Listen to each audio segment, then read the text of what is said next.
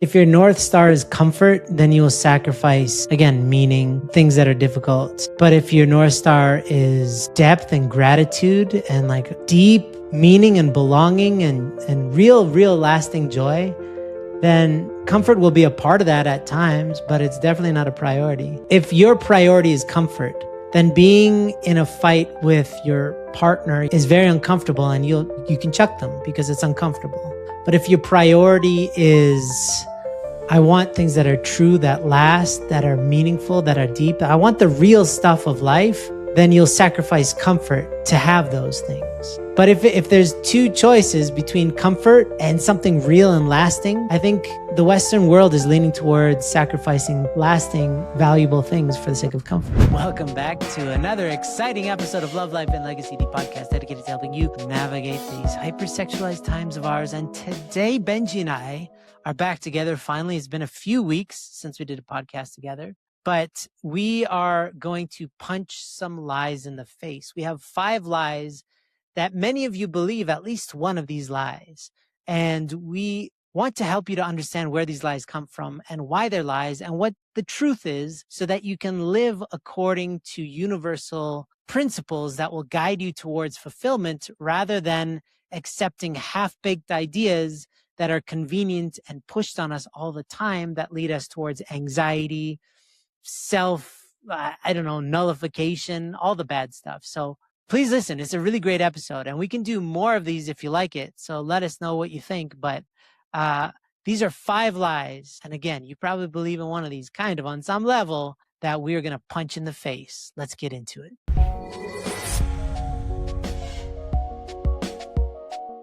Bam. Welcome back. Hey, everybody. Hey. Hey, everybody. Such a generic, hi, everybody. Hey. Welcome back. Hey, guys. Have you ever listened to NPR? NPR is the most catatonic radio station ever. No. Hi, welcome back to NPR, where everybody's asleep all the time. If you ever want to fall asleep to horrifying news. That's probably the demographic is people that are up late because they can't sleep and they need something to calm them down. What kind of morning show would they host then? Is it a morning show? No, it's a whole radio station. Okay. So, anyway, guys, welcome back. Welcome back. We need to talk to you about something. We need to address the elephant in the cosmos. Gigantamax elephant, yeah. We are lied to constantly. This episode's about the aliens, man. It's about the aliens. Just kidding. But we want to say that there's so many things that we just inherit through culture that we end up believing is true on some level without verifying the validity or the truth behind it. Is it truthful? And it's quite frustrating because we all do this. You know, if you have any political beliefs, a lot of, what you believe is kind of inherited from other people's interpretations. Very few people, if also anything about science, right? You hear about scientific studies. You're like, oh, a scientific study proved this. And you're like, how many of you actually read the study? Have you ever tried to read a scientific study, Benjy? Yes. It's unbelievably painful. I did go to university, yeah. So I tried. But those reports, you know how they're written. They're written in some other language. Citations, and they're on very specific websites, that only people that look for them go to. Yeah. It's like law. Law is written in a language where you have to learn the language in order to be a lawyer because that's how they stay in business. Culturally speaking, we are handed down a lot of concepts that are bogus, but they're sold really well, right? Like how many movies did you watch that convinced you that shooting 50 people is not that bad? Like any Liam Neeson movie, right? Or like people like John Wick. I don't understand this phenomenon. People are like, I love that movie. It's like, oh, so you just love people getting killed. That's because it's a bad guy who goes around killing other bad guys. And that's the plot, right? So not to say whatever, if you like, well, I'm not here to judge you, but I'm just saying that subconsciously or unconsciously, you're like, yeah, it's not bad when people die so long as they're in a gang or whatever, because whatever. So these are all, we inherit these beliefs. And Benjy and I wanted to unpack some lies that we have inherited about the topic of sex and relationships, because sex has had the worst marketing since the dawn of humanity, since we began being a species. According to our faith, right? According to the fall of man, people have misunderstood sex and then blame sex and then misuse sex, but they don't know what sex is. And so we want to be your guide to go through 5 lies. 5 guys talk about 5 lies. So what about, let's just get into I see sometimes when you speak a lot, you notice your voice is starting to get really intense and then you realize you're not breathing. Let's chill, Andrew. Let's chill. Yeah. So this first one, Benji, let me tell you the lie. Mm-hmm. Hey man, Benji, what's your hang up, man? Sex is no big deal. It's just like a thing, man. Like, why are you guys so obsessed with it, man? It's just like a thing. It's just like eating or whatever, man. No big deal. Is that a Canadian? I don't know. Just the most annoying person you've ever met. Yeah. Sex is no big deal. Big common belief. Yeah. What you got? Well, how's that a lie? Because why is it a big deal? What are you talking about? Well, people usually think of sex in the realm of physical things, right? Like physical desire. And that's like the conclusion or underlying assumption is that sex is just a physical thing. And the only way to deal with a sex drive, which, any healthy person has from, 10, 11, 12 years old and above, it's that it's just physical. And because it's just physical, it doesn't have any emotional or spiritual or internal ramifications if you kind of just act on them. Right. And so sex is, especially in the realm of like media, because there's like a massive upswing in the amount of sexual exposure in media. Like we're not talking about just through online content like porn. We're talking about like movies. We're talking about TV shows, Hollywood, all that. And it's pretty egregious. And even if you look at like 20 years ago, shows weren't as, they do this thing nowadays. You'll probably know this in a lot of pilot episodes. They will start the first episode with the first scene as something raunchy and sexual. A lot of shows do this because of the viewership, because if something has sexual nature in it, it's going to retain people's viewing, right? And their behavior, and they're more likely to stick around, and then it kind of dies down from there, right? So you'll notice that happens a lot because it sells. And so we're kind of like told this belief, like sex is normal, natural, and totally, it has become a completely acceptable thing for a man and woman, at least in Western media, to just sleep together first date, right? Yeah. As opposed to many other cultures, like my wife was pointing this out in Korean dramas and Japanese dramas too. The build up for a couple to actually be together is like an entire season. It takes many episodes before they even start holding hands. And then that's like a big deal. You know what I'm saying? There's like this tension that builds up. And so not to like pick on Western media, but there's definitely this. No, please do. It's pretty egregious. I mean, it's very obvious when you see it. But like, I mean, let's talk about, what is it? Mid 2000s, Friends with Benefits. There's movies. Oh my God. I never really have subscriptions for stuff, but I had to buy a bunch of things from Amazon. And then I realized that I get some Prime for free. So I was looking through a bunch of titles with my kids, looking at, can we watch a movie? Can we find a movie? And they're all about sex. Like all of them are like there's one about a group of friends who are deciding to all sleep together. Like that's the plot of the movie. I was like, good Lord, right? This is non-optional in places like China, right? I don't like communism. Let's get clear. But they have rules in China. I've heard like about TikTok and things like that, where kids are only allowed to watch it for a certain amount per day because they can control your phones. The government can actually, which is frightening, but also, in the West, there's kind of no limits. And then before we had no limits except for our conscience. And most people were kind of guided by some sort of morality. And as our morality erodes, we're actually starting to see what no limits looks like in real time. Because it looks like, young kids acting very sexual. I've been seeing videos about, there's even this kid who is there's a lot to unpack here, which we're not going to, but he was probably 11-year-old boy who was covered in makeup and kind of dressed like a cheerleader and danced for, I think, the LA Lakers at halftime.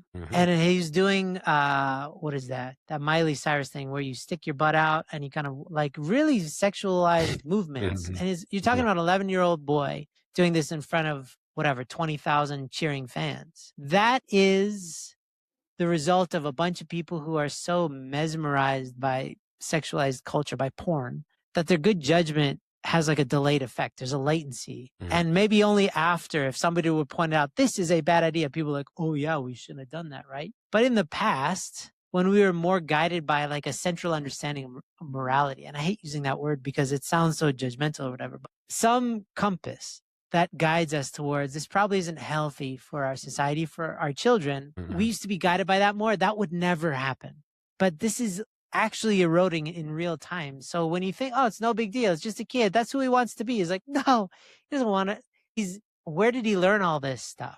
We haven't done a good job of helping our kids focus on just being a kid. How about just being a kid? How about not worrying about showing your butt to 50,000 people, just to feel validated when you're an 11-year, like there's so many people who failed that kid on the way to him doing that.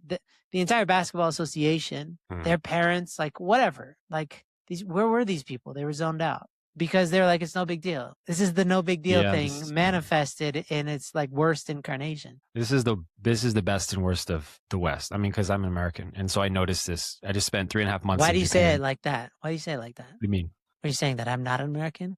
Well, I don't want to like label you, but I'll speak for myself. You're American, Andrew. We are American. What is this? We are American. You're an American citizen. I know that. Speaking for myself, because I know, I'm not going to speak for you, but I noticed this because I, grew up in America, but I've also spent a lot of time in Japan, Korea. And so every time I come back, it's called reverse culture shock, where the first thing I notice is how unfiltered and just, we have no standards about anything. It's like everything is on the table, whatever the heck you want to do, which is why it's the best and the worst of America. And when I say America, let's call it Western culture, because it's not just America that's, facing this.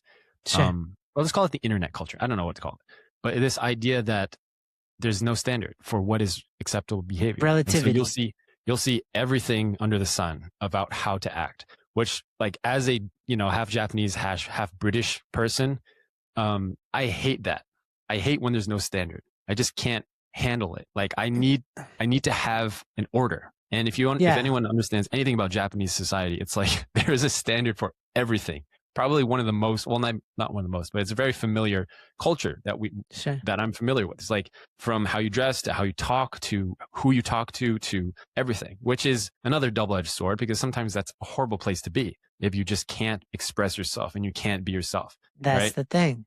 And then there's the other extreme. It's like these standards that you're talking about are like, what are the rules of the game that we're playing here? And so whenever you play a game, the rules make it fun. The rules aren't there to be boring, but like, let's say, pickleball is sweeping the world. Even in Vietnam, I was in there and there are multiple pickle courts, pickle courts where people picking up pickles, pickleball courts, just everywhere. Right. And if you were playing pickleball and there was no outs, and you didn't have to hit the ball, you could just kind of roll around on the ground and you could just sit there and cry and everybody wins, then nobody would play the game because it's not fun. The rules make it enjoyable, right? And it's the same with life, is that the standards that you're talking about are not always fun, but they're the rules of a well-lived life. And people don't like that anymore because it makes them uncomfortable. And since comfort is so important in the West, that will sacrifice meaning, value, substance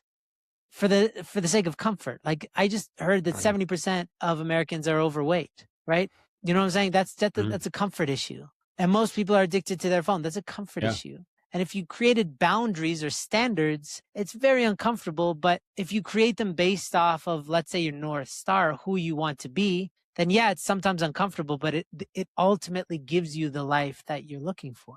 And so, you're right. I mean, standards are poo-pooed in our society because you're like, especially morality, even like I shudder at saying the word because it's got such bad marketing. Sex is like anything goes, whatever you want, anytime, anywhere. And then if you just entertain that conversation for a second and just like, okay, so anyone, anywhere, anytime. Okay, cool. Animals, children, how does that work? That's chaos. That's hell. And that's precisely, if you look at early in the Bible, pre-Jesus, it was talking about heart. So this is like talking about the heart of God, just rules of life. If you look at Moses, he has the 10 commandments, and then he has like 100 and something laws, many of them about sex, because that's just like basic standard of being a human is not like, don't have sex with your family. Okay. That's pretty clear. But we're even getting into that because if you look at, this is getting intense, right? So maybe we'll scale back after, but the analytics from Pornhub between like 2020 and 2023 or 4, there was so much incest-based porn on their site. That was like the trending top 5 topics was like stepmom stuff. Every year, almost every year is the same. What? So you think it's like, oh, like the Bible, something like Moses. Yeah, we get it. Thou shalt not steal. But then you're like, hey, maybe we shouldn't have sex with animals, this kind of stuff. He had to actually tell people this, right? Because they didn't know. And now it's like we're forgetting as a civilization because we are throwing away our standards. And all of a sudden, anything goes. That's what hell looks like very quickly. Hey, just a quick intermission to let you know that High Noon has a program just for single people that want to prepare well for marriage. So if you happen to be one of those single people that wants to be a stellar, fantastic, amazing, marriageable man or woman, then check out the core program, which you can find at highnoon.org. It is just for single folks like you who want to get ready for marriage and be ready for marriage. So join that at highnoon.org and we will see you in the core program. And then you pile on top of that actually celebrating, which grinds my gears more than most things. Like few things grind my gears, Andrew. This one really does, is when we take something degenerate and we celebrate it. It's just like totally opposite. Normalize it. All opposite. It's like you were talking about 70% obese. In America, at least, it's kind of like cool to be overweight. It's like, okay, it's totally like acceptable, whatever, you be you type thing. Sex, sleeping around, like the whole sex hookup culture is considered like you're a baller, right? If you have a high body count, like this type of thing, celebrate it. Body count. Everything that you could think about that is just horrible for you, people will celebrate it. Working yourself to death, for example, another one. Like people celebrate. At the expense of, like, I want to make sure that we don't just sound like a bunch of crusty old men, right? I am a crusty old man. You are. But at the expense of not making sure that we, I don't know how to phrase that, to ensure that we don't sound like that. And like, that's not how I was raised. I was raised with the no standards. And I really took that to the nth degree where, the world was my playground and in all respects, in terms of like drinking, drugs, whatever, but also in terms of sex and relationships. And everything quickly falls apart. And when you live in a state of relativity, really the conclusion you come to is you're always just another relationship away or hookup away from being happy, even though the more that you do that, the more you're going away from yourself, your true self, because there's no understanding that you're spiraling. You're just doing what everybody else is doing. And comparatively, this should work, even though the idea of sex before marriage is new, like as an accepted modality of living. This is like less than 100 years old as like an accepted thing. And it's a massively failed experiment, which if we were to review it and I've looked at the stats, there's a direct correlation between when we started doing sex before marriage, which is more like the 60s, the hippies. When we started doing that, the rate of divorce and, pregnancy out of wedlock, so single parenthood and crime and all this is directly linked because it lacks a vision and it's just kind of like living by the body, and that's chaos. To have a society that doesn't have a soul is to live in the kingdom of hell on earth, because it has no connection to something beyond your immediate urges. So that means you're a slave to your urges. And that's, I guess, the biggest lie is that standards equal slavery. So they're like monogamy. That's so old fashioned. It doesn't work. It's so restrictive. But if you willingly go into a marriage, it brings the best out of you. Whereas sleeping around actually makes you a slave, makes you a slave to your urges, to your impulses. And there's no framework. And Sancha, who used to give this amazing talk, 2019 something, it haunted me because it was so true. She said, love without a casing or love without a container just wreaks havoc. So if you have all the feelings of love and like you want to get sexual with somebody, but it's not embedded within commitment, it just hurts you and everybody else. Whereas love within a container, the container of commitment, is what brings the best out of us. It pulls the best out of us. And this is a story that is untold in our society. So are we moving on to the big lie? Let's do it. Yeah. Which one here? Porn. Porn is totally healthy and okay. Yeah. Thank you, Psychology Today, by the way, for being the worst periodical journal ever. There's so many because it's like, it's a lot of people cite Psychology Today, but it's very interesting because psychologists, when people like psychologists say, it's like scientists say which scientists, because they're not in agreement here. And they all have, they're not all created equally. So psychologists, there's plenty of people who write for Psychology Today who are bona fide certified doctors. They're psychologists, whatever, who are like, absolutely, porn is a great idea. It's natural. It's super healthy for you.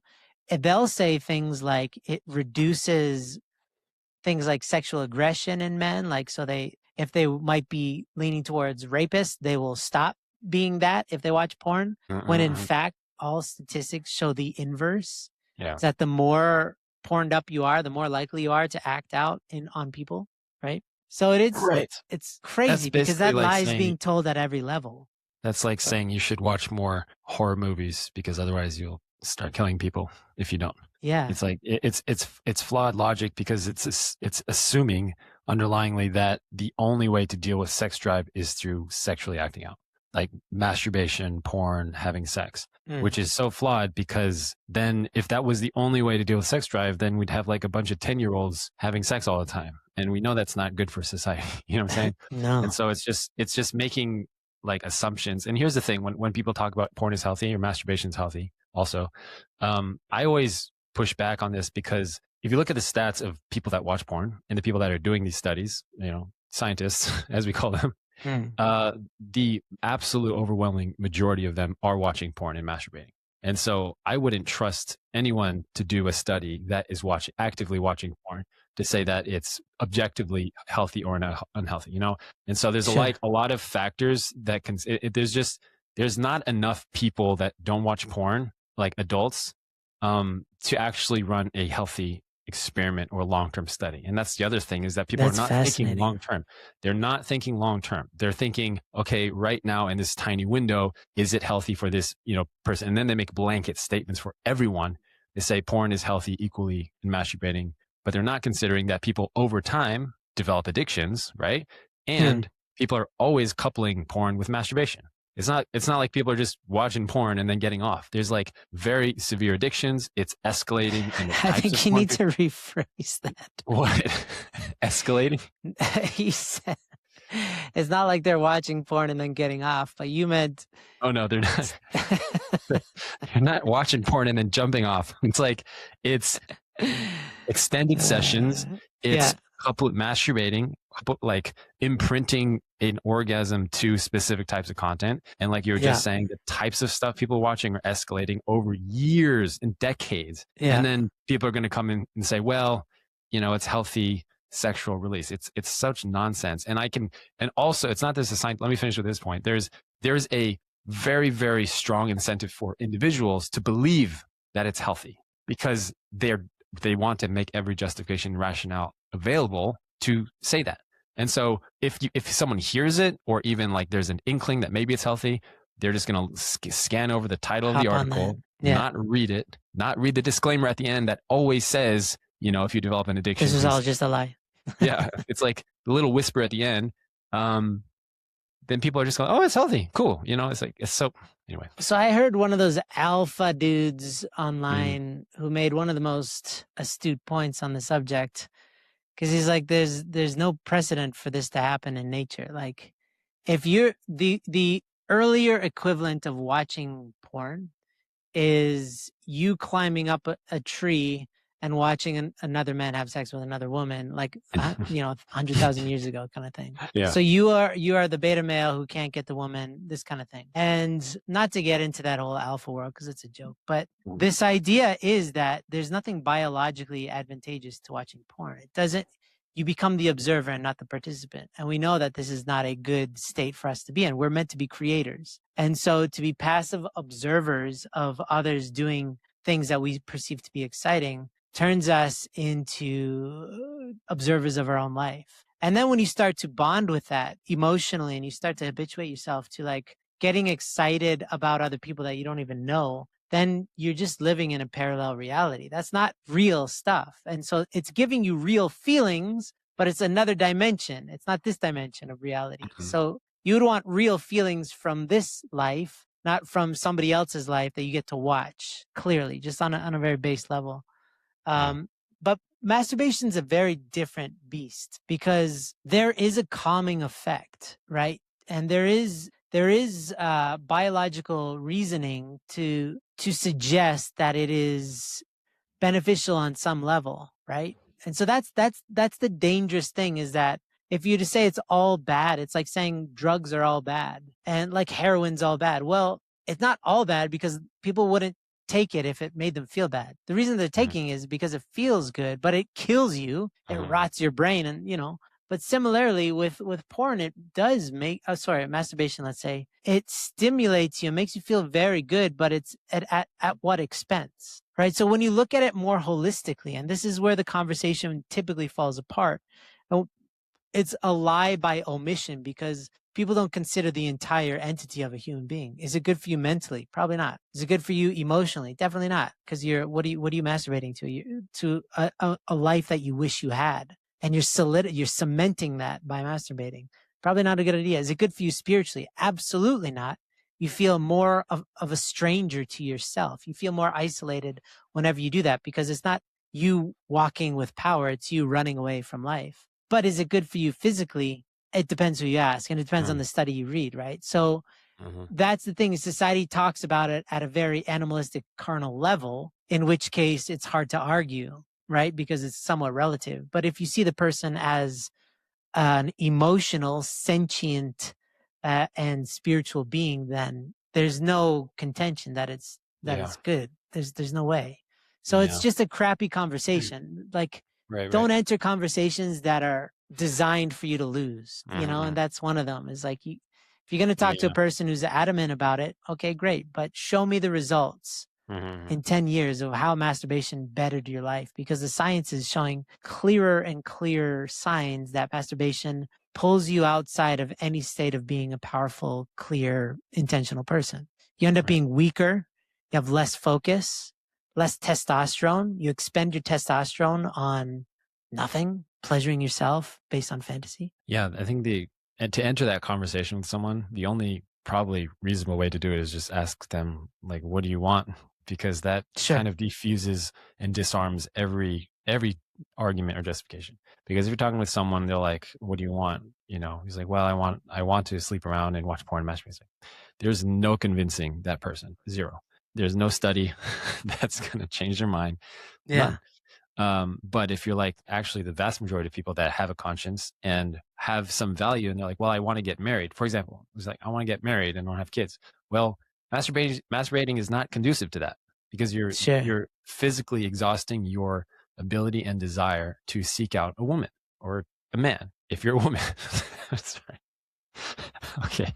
You're getting yourself in all sorts of messes today, buddy. You're physically exhausting yourself from finding a partner and having kids. And so there's nothing left to actually give. There's no drive left. And so you frame it like that. It's like, well, yeah, that's not what you want. Okay, then we're here. Then that's where Heinun comes in. Like, we're here to help you with that. And that's why we always ask that question. First of all, I think it's wise. Like, what do you want?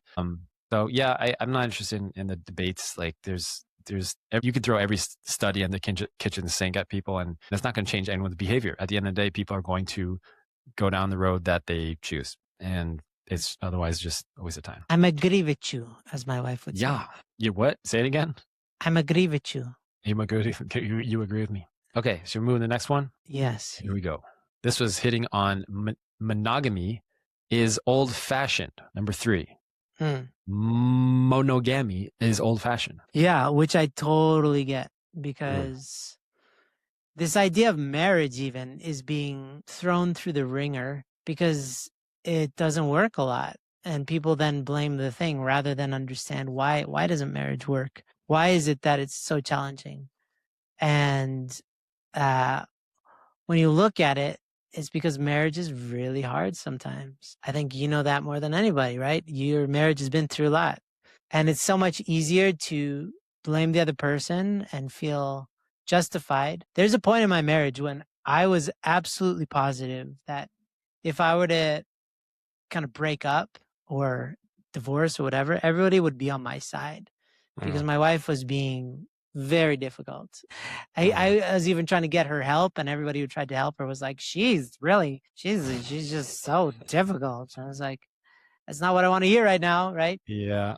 So in the realm of logical justification, there's plenty of reason to believe that hard things shouldn't be done, right? Because why would you choose something hard if you could have something easy? But again, if you really understand the nature of love, and this is where the divine principle is unbelievably poetic and beautiful, there is no way that you can experience true love in its essence without giving your full self to something or someone. So a piece of art, people, this is the frustrating part of like an artist knows this, is that their best work only comes when they fully dive all in, go all in and give them their full selves to something, because then your art reflects something truly beautiful that you can't just easily access. And that could be a song that just like transforms everybody, or a movie or whatever. So people know it in that respect, but it's even more so the case in terms of relationships, and especially love and marriage. Is like the only way that you can experience unconditional love is if you learn how to be unconditionally loving. That opens the chasm for love to actually flow in a way that is not accessible any other way. And just by like saying that you love, like polyamory is the opposite of monogamy. And it's sold as, I have so much love to give, I need many partners, which sounds like, if you're not thinking very hard, it's like, yeah, that makes sense, right? But it's actually not going fully all the way with somebody, because you have stuff that's deep down that you don't want to touch, which is what dating is. Dating is like, let's say the individual has like 10 layers. Dating is like getting to layer 1 or 2 with somebody, and then when they start to touch layer 3, it's uncomfortable, so you chuck them, and then you go back to layer 1, layer 2, and so you tell the same stories, you like have the same feelings of like excitement about the future, and then when times get tough and you act like a little kid, you throw them away. It's because you're touching on the deep stuff that only gets resolved in long-term relationships. That stuff is like the ugly side of you. And it's ugly for you to see and for your spouse to see. But in a committed relationship, you can not only reveal it and see it, but you can heal it and move on to the next layer. And that's how you unlock. It's like a video game. That's how you unlock the whole thing. And you have access to all the layers of yourself and to love and to life. There's no other way other than a life together with somebody. Because I say 10 layers, but it's actually infinite. There's like always more dimensions of like learning about yourself, layers to peel back. And it's not accessible to those who don't go all the way. Yeah. So why do people not prioritize going deep into relationships like that? Like, it seems like our culture is very much afraid to commit and afraid to even jump into it, you know? Yeah, well, love is sold in media as this exciting, fun thing. And when it stops being exciting and fun, they think, well, that's not love. But they don't understand that that's just a different aspect of love. Love is also, this is in our talks, love is waking up at 3 a.m. with a kid who has to puke. That doesn't feel good. Or if they puke on you. I remember my one son, my eldest now, who back then was like, let's call him 6 years old. I woke up in the middle of the night with a heart attack because I heard him just retching, just vomiting all over. And I was like, oh man, he didn't make it to the bathroom. It was all over his bed. So I was like, it's just 3 a.m. I'm just like cleaning up. I'm just cleaning up. I was like, here's a bucket. You need to puke again. Go in here. And he's like, okay. So I'm cleaning, finished cleaning. And then I hear him puke again. He pukes beside the bucket. Like, no. Certain times a charm. Yeah. And like, I didn't yell at him. I was just like, oh, buddy, could you puke in the bucket? I'm exhausted. I have a full day of work the next day, but that's love too, right? And in terms of monogamy, it's like when your spouse wants to have nothing to do with you, finding it in your heart to love them anyway. When you're angry with them, getting past your childish anger, right? This is all work. and it's not glamorous. We're sold on the No. glamorous side. It's like you're being sold on a vision, but you only get like the shiny part. You don't get the rest. And when people experience the rest, they're like, something's wrong. And we see this in blessings too, Benji. You help a lot of people who are like, after the first year or two, when everything's great, they start to fight and they're like, oh, something's wrong. Something's broken. We should end this marriage because we're fighting. It's like, no, you're just finally getting to the real stuff. I actually tell couples at the blessing, I say, call me in a year from now when you hate each other. Like at the blessing ceremony when they're so happy and they're like wedding attire. Like, call me in a year when you hate each other. And they always do. I'm serious. Probably like, the worst thing you could tell somebody on their wedding day, by the way, Benji. Yeah, I know, but it's like, I say it because I want them to remember, like, you know what? We're struggling and nobody wants to reach, but that's when you don't want to reach out, is when you're just fighting and you're depressed. The last time you want to reach out for help. And so they'll remember like, oh yeah, I know Benji expects this to happen. So they tend to reach out to me. I think media affects us more than we think. I think we have to be aware of that. So if you don't believe me, guys, like go and look at some like workout videos or bodybuilding videos for like 15 minutes and then go look at yourself in the mirror right after and tell me you don't feel a little bit chubby or too skinny or not jacked enough, you know? And that applies to like for women, for men, for, dogs. Like wealth. Do you say dogs? Yeah. Dogs. Like dogs wealth. have a lot of body image issues. I mean, like most of the content creators people consume on any platform are like super wealthy, super jacked, super attractive, like all these things. And so I'm just saying this because we got to be aware of how things affect us, and it greatly affects us because I believe this is like how I see why we have this kind of cultural shift in the last few decades is because we have been sold through constant reference points of what we don't have. And so it creates this constant feeling that I'm not enough and I don't have enough, right? It's this constant, endless thing that very few people are aware of. And it is telling us essentially, it's like a very subtle priority shift from historically what it's been like religion, faith, growth, survival, all those things, to enjoyment. Like if I were to, you called it glamorizing things, right? Things are glamorous and we're being sold in glamorous. I call it enjoyment. Like this idea that my number one priority in life is enjoyment. I think it is actually the case because it's many times backed up by people's schedules and people's headspace and like what they think about and they talk about and where they spend their money. It's like, how do I have a comfortable, enjoyable life? Which is totally fine at times. But I think we're switching it because that's not actually how like true happiness and joy come from.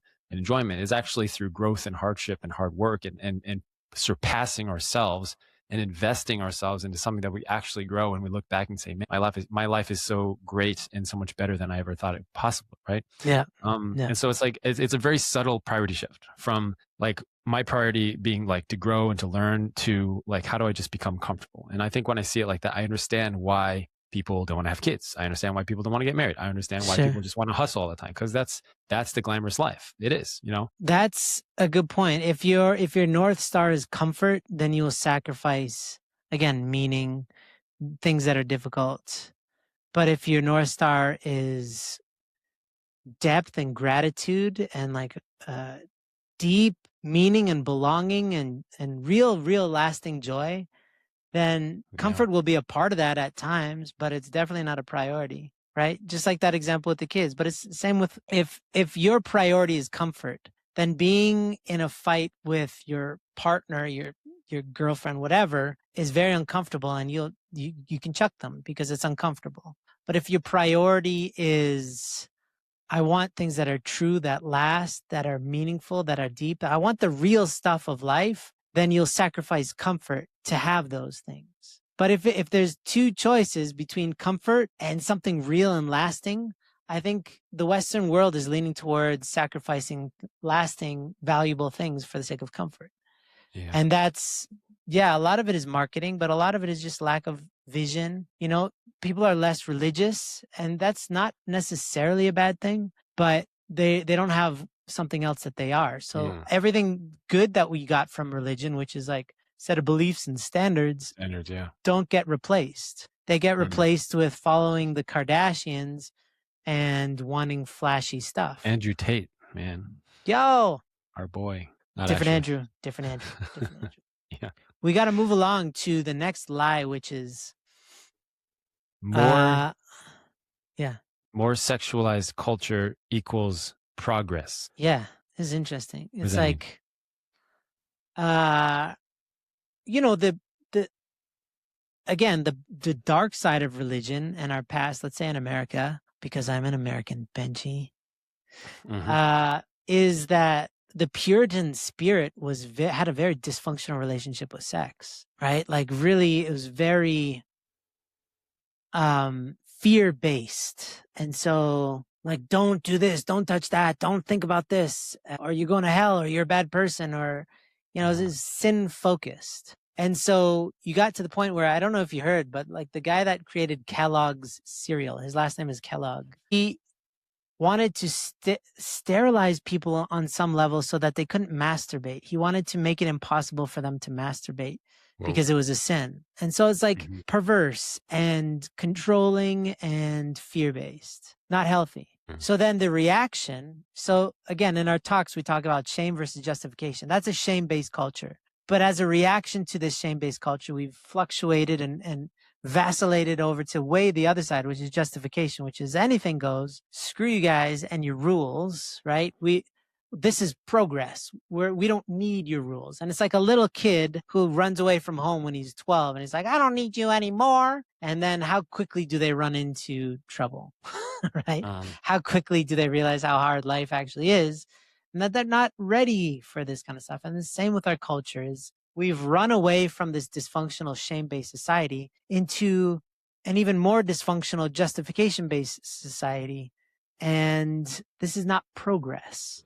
So this idea that sleeping around and that we can watch porn and it's not that bad doesn't mean I was talking about this with my kids 2 days ago. I did this really cool kind of hunduke session with them and it got into all sorts of stuff. But one of the things was about like the more that we have access to the internet, to science, to comfort. I was talking about comfort.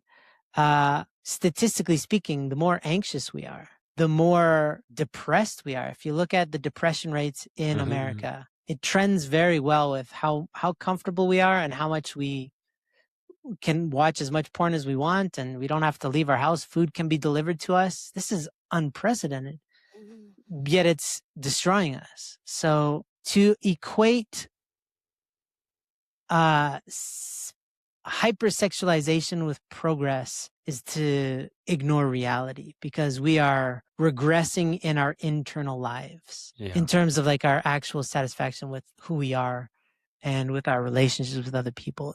We're going to a really dark place right now, you know? Yeah. And it doesn't equate to progress. And there are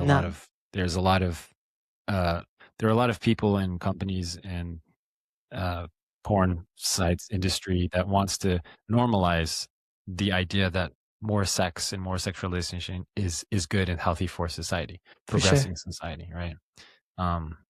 It's gross. It's very insidious. It's very subtle. Like the porn industry is $100 billion. That was the last I checked, which is probably way more now, right? That was like a few years ago. It was like $100 billion industry, which is insane. And so they're very, very incentivized to just push this idea that more sex is good. Different types of sex is good. Sex with anything and everything is good. It's alarming, but I don't want to, I know this episode can come off very fear-based and like judgmental and all that, but I see it as like someone's got to call it out. And so we might as well be those ones, you know what I'm saying? Because nobody's calling it out. Yeah. And if you don't agree, please talk. Like, there's this, when we did this European tour, one of the Scandinavian stops, there's all older people except for one young guy who stuck it out through the entire session. And at the end, he's like, I only came here to debate you guys. But he sat through the whole thing. And Sammy and I were there like, yeah, let's go. So they happened to have it was this really cool place where they had like a library with a bunch of old books. And we just sat there and we debated and we loved it because it was respectful. He was like a nice guy, but he was just like, I love porn. I love blah, blah, blah, blah, blah. And just like you said earlier in the episode, at the end, I just asked like, wait, so are you married? He's like, no, I can't keep a relationship. I was like, oh, so do you want to get married? He's like, I don't know. He's like, oh, so do you have any kids? No. I was like, oh, I see. So what do you want? He's like, I don't know. I was like, yeah, so what are we doing here? I can't debate. I'm talking about like, if you want these things, if you want If you want a Yeah. family to sustain at a very high level, then that's a completely different conversation. But if you just want to wander around a dark forest by yourself, then I'm not going to say anything against that. It's like we want different things out of life for sure. So it's anyway. Yeah. Some people just want to debate. Yeah, and that's healthy. Yeah. So sorry, that's why I brought it up. Is if you guys don't understand something or disagree, then please give us a holler and we can talk, because we don't have everything figured out. We just know it works, for us as people, but also these are based on universal truths that have been true for a long time. And we're seeing what happens when you live outside of the realm of truth, and it's quickly falling apart. So yeah. And I think something we use well, Andrew, is common sense. People, of the ways that people learn, there's like personal experience is the most beneficial thing, is actually experiencing. The second one is learning through someone else's experience, which is like through testimony. And then after that is actually logic. It's not, people jump straight to statistics and think that that's going to convince people, but statistics is just numbers. It's not linked to any truth, because you could make it up. It could be completely like irrelevant statistics, but logic is actually very powerful, because then people can make the connection A to Z. Like, oh yeah, that's why this makes sense. And then statistics is just like fuel, extra to kind of nail the coffin. But I think we do that well. Is like, we're trying to use logical explanations. And I think it's pretty logical to say like, hey, okay, what do you want in your life? Is watching porn, is sleeping around, is this sexualized culture that we're kind of being brainwashed by in very subtle ways a healthy place to be? If not, we got to get off it, right? Okay, so should we move to the next one? Can you just stop saying "get off it"? Get off. So that's not a word that I grew up understanding as what you understand it. Does that make sense? I didn't grow up with that either, but I learned things. Okay. I know it's more like a British, like I've heard Australians use it. Anyways, moving on to the fifth lie. You ready for this? Yeah, this is the last one, everybody. So this one is a doozy, because it actually, okay, I'll just say it, but it's that basically the idea is that marriage kills passionate sex. Like, you just, as you get older, and if you're married, then you stop having good sex, and then you eventually just stop having sex entirely. And I think there's many people that you can point to say, see, maybe it's even your parents or somebody close to you. But this is only true if you want it to be true, because another very beautiful truth is also true, which is there's plenty of elders who are having some wild sex, like deeply passionate. I told you this. I can't say the names, but after Sunday service, one day I was talking to an elder couple. My family was all there, by the way. My kids, we were all just having a great discussion, and went to the topic of how much they love each other and how much they have sex. And then they were just very open, like, the lady was talking about how much she loves to have sex with her husband. They're in their 70s and they long for each other and they celebrate love together. We even have, if you go onto our website, we do have an episode. We have some videos, I think, we had a summit, like an online summit, where we had three elder couples who were talking about their robust sex life. We've had episodes about this, because this is how insidious the lie is. Think about this. Reverse engineer this. A lot of people don't get married because they believe that sex and passion dies after a certain period of time. And so they don't invest into a long-term relationship.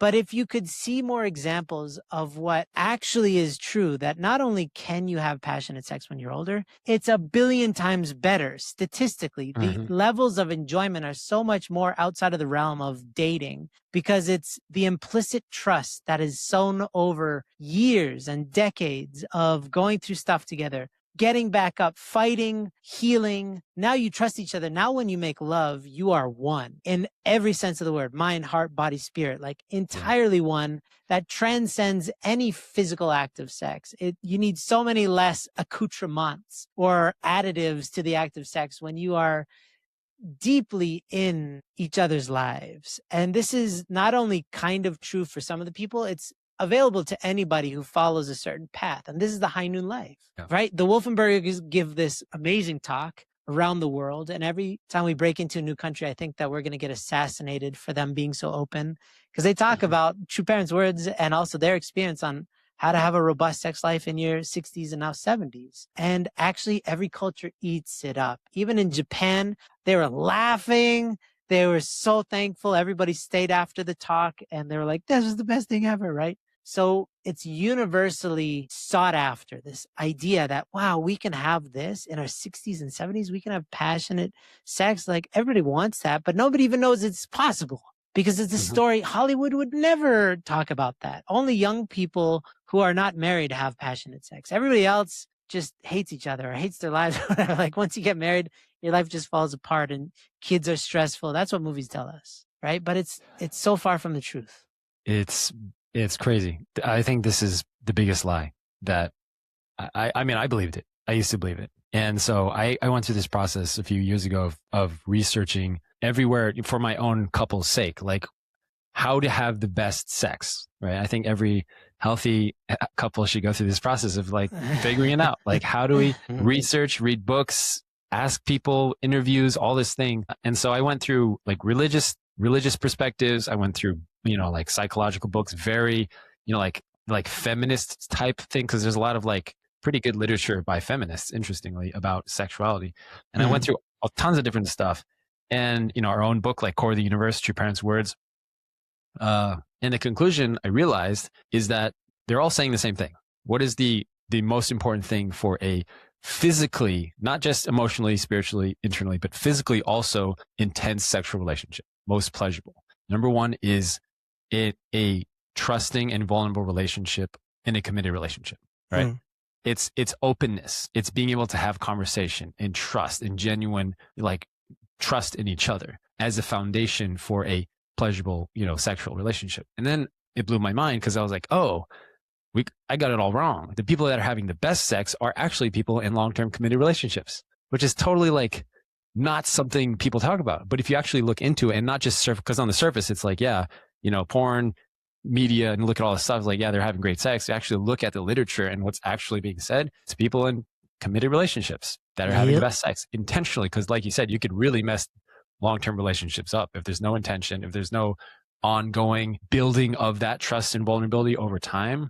You can go sour very quickly. And that's what a lot of couples unfortunately experience. But if you're really prioritizing that and just getting better at talking and being open and honest and trusting each other, and that's where the awesome epic sex is happening. Yeah. It's wealth. It's wealth. Real wealth is over time. Just like wisdom is not, oh, I learned something from a book. It's like, I know this to be true because I've lived by it and nobody convinced me otherwise because this is like true in my bones.